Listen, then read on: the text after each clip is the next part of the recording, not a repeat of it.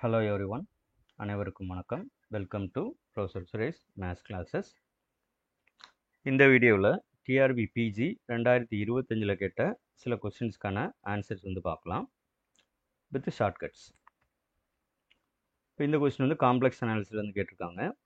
Choose the function which is not an entire function. So இதில் எது entire function இல்லையோ அதை சூஸ் பண்ணுங்க அப்படின்னு கேட்டிருக்காங்க. பின் வருவனவற்றுள் முழு சார்பற்றதை தேர்ந்தெடுக்கவும் அப்படின்னு இருக்கு. இந்த மாதிரி நமக்கு ஒரு 4 option. F object 3x + y + i × 3y - x இந்த மாதிரி கொடுத்துருக்காங்க.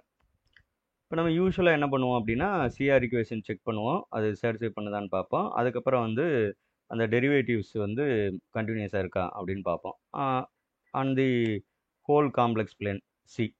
ஏன்னா என்டையர் ஃபங்க்ஷனாக என்ன அர்த்தம்னா ஃபார் ஆல் காம்ப்ளெக்ஸ் நம்பர் இது அனாலிட்டிக் ஃபங்க்ஷனாக இருக்கணும். அதான் நம்ம என்டையர் ஃபங்க்ஷன் அப்படின்னு சொல்லுவோம்.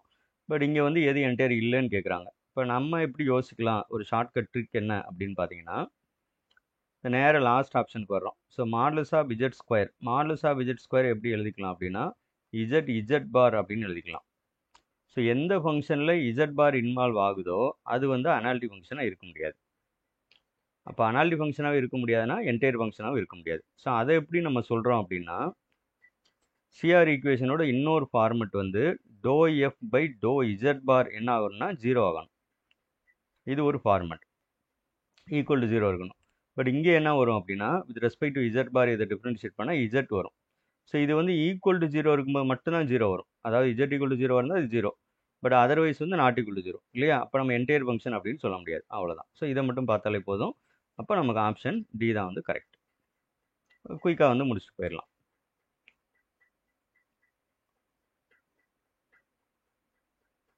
நெக்ஸ்ட் கொஸ்டின் பார்க்கலாம். இது டிஃபரன்ஷியல் ஈக்குவேஷன்லேருந்து இது டைரெக்டாகவே போட்டுடலாம். ஏன்னா அந்த மெத்தடே ஈஸியான மெத்தடு தான். இது என்ன மெயினாக நம்ம பார்க்க வேண்டியது இருக்குன்னா இந்த ஃபார்மெட் ஏ யூஎக்ஸ்எக்ஸ் plus B யூஎக்ஸ்ஒய் plus C UYY இந்த மாடலில் பார்க்கணும். ஈக்குவலுக்கு அப்புறம் இருக்கிற இது எதுவும் நமக்கு தேவைப்படாது. இதை நீங்கள் அப்படியே விட்டுடலாம். ஸோ இதை மட்டும் பார்த்தா போதும்.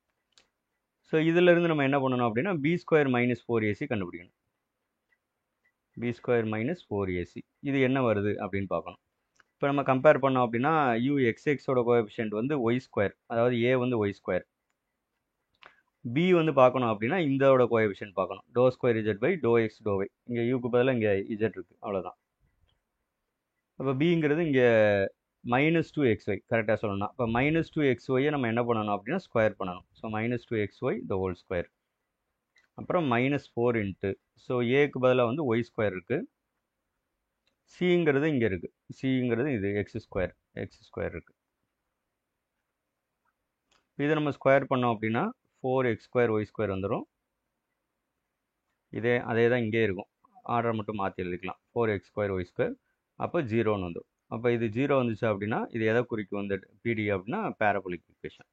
அப்போ ஆப்ஷன் சி தான் நமக்கு கரெக்டான ஆன்சர். இது அல்ஜீப்ராவில் குவாட்ரடிக் ஃபார்ம்லேருந்து கேட்ட கொஷின்.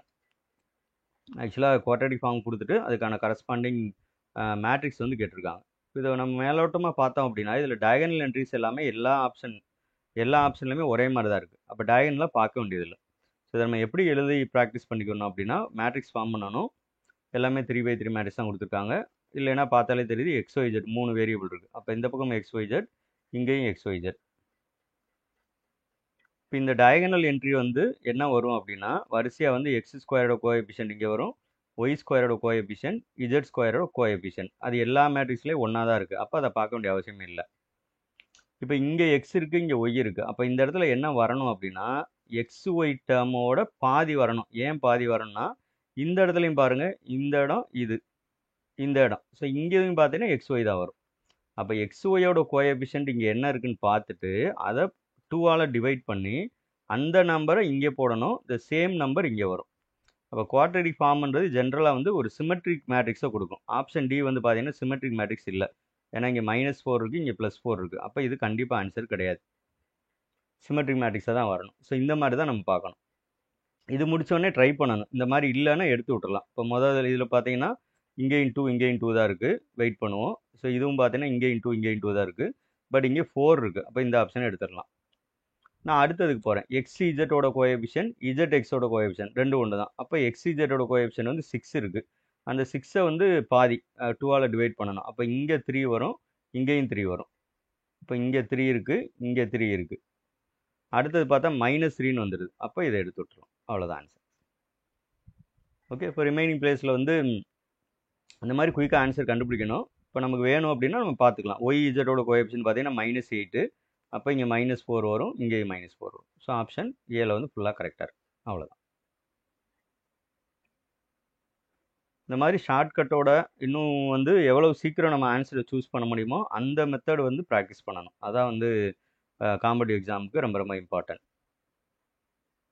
நம்ம அகாடமியை பொறுத்தளவில் இந்த மாதிரியான கோர்சஸ்க்கு வந்து நம்ம கொடுத்துட்ருக்கோம். நம்ம மெயினாக வந்து ஃபாலோ பண்ணுறது பார்த்திங்கன்னா ட்ரிக்ஸ் அண்ட் கான்செப்ட்ஸ். ஷார்ட்கட்டோட என்ன மாதிரி பண்ண முடியும் அப்படிங்கிறது தான். CSCR net, JRF and also அது வந்து இப்போதைக்கு பிஹெச்டி அட்மிஷனுக்கும் அதில் நம்ம யூஸ் பண்ணிக்கலாம். அப்புறம் TN SET, GATE exam, TRB பொறுத்தளவில் UG TRB, PG TRB, polytechnic TRB, engineering college TRB, arts college TRB பொறுத்தளவில் எம்சிக்யூ டைப்புக்கு மட்டும் வந்து கிளாஸ் வந்து ஜாயின் பண்ணிக்கலாம். அட்மிஷன் அண்ட் கிளாஸஸ் போயிட்டுருக்கு. கண்டிப்பாக வந்து ஒரு குவாலிட்டி டீச்சிங் வந்து நீங்கள் எக்ஸ்பெக்ட் பண்ணலாம், கொடுத்துருவோம். Guidance by professor Suresh, CSIR NET and SET qualified.